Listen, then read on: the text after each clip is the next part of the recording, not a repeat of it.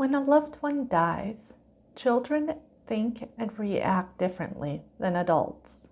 Preschool children usually see death as temporary and reversible, a belief often reinforced by cartoons, where characters die and come back to life. Children, maybe between the ages of 5 and 9, begin to think more like adults, yet they still don't believe it'll happen to them or anyone they know. Adolescents understand the finality of death, but often struggle to make meaning of what happened. So where is your kid or teen in their understanding of death? Hi and hello. Welcome to Nurturing Youth Counseling. I'm Colette, a licensed professional counselor partnering with you in your child's social and emotional development. I answer questions about children's mental health and provide skills I've learned while in private practice and with my own kids. Come journey along with me on this roller coaster ride of life that we call parenting. Before breaking down our levels of understanding about death, it's important to note that these categories are based on where children may be developmentally at that age. But as we know, each child is unique and different and develops at their own rate. So your child may or may not fall into a certain age category depending on where they are in their own developmental growth.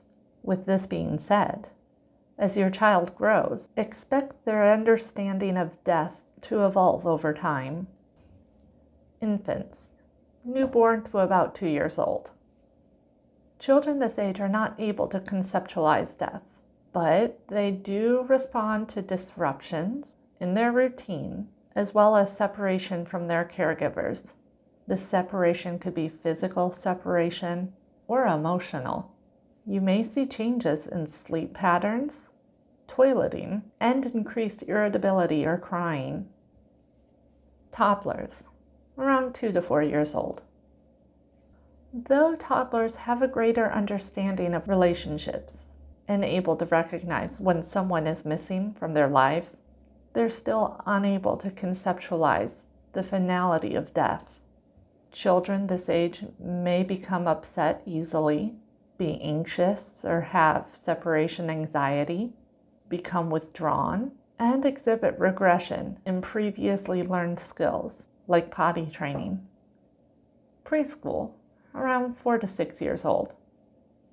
Children at this age and stage may have greater familiarity with the concept of death and dying, but they don't always understand the concept of forever. Preschool-age children are similar to toddlers in their response to death or disrupted routine, and they may respond with regressive behaviors that can seem unrelated to the death. This is where we may also encounter magical thinking, the superstitious belief that unrelated events are the cause of the death, such as, my loved one died because I was bad at school. I should have listened to them better. It's my fault because I stepped on a crack in the sidewalk. These concerns may be expressed through physical ailments like a tummy ache or a headache. Elementary school aged, around 6 to 10 years old. School-aged children are beginning to understand the finality of death, although some may have common misconceptions about death, such as death as contagious. By 8 years old, they have a better understanding of mortality, so they may exhibit more curiosity about death and increased emotional reactions, including sadness, guilt, or anxiety. This could lead to difficulty concentrating or becoming aggressive and acting out. Around 10 years old, they begin to understand that death is a permanent biological process. If the death occurred when they were younger, this may be a time they need to reprocess it. Middle school, around 10 to 14 years old. Adolescents are in the midst of finding themselves and exploring, so the same could be true for thoughts about the death of a loved one. With egocentrism taking front stage during this developmental time span, adolescents may experience the death of a loved one as a personal form of punishment, and fears of forgetting their loved one may surface at this time because the permanence of death has been realized and understood. High school, around 14 to 18 years old.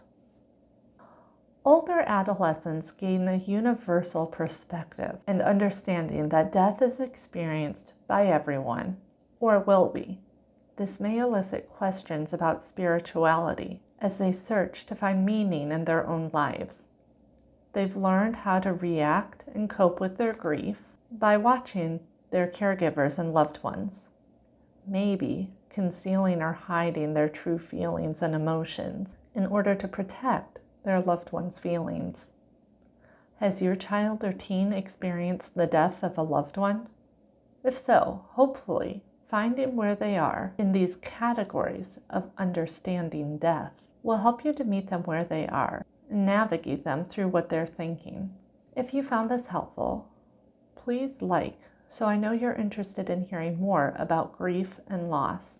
Share to help spread this important information to other families so they can get the support they deserve.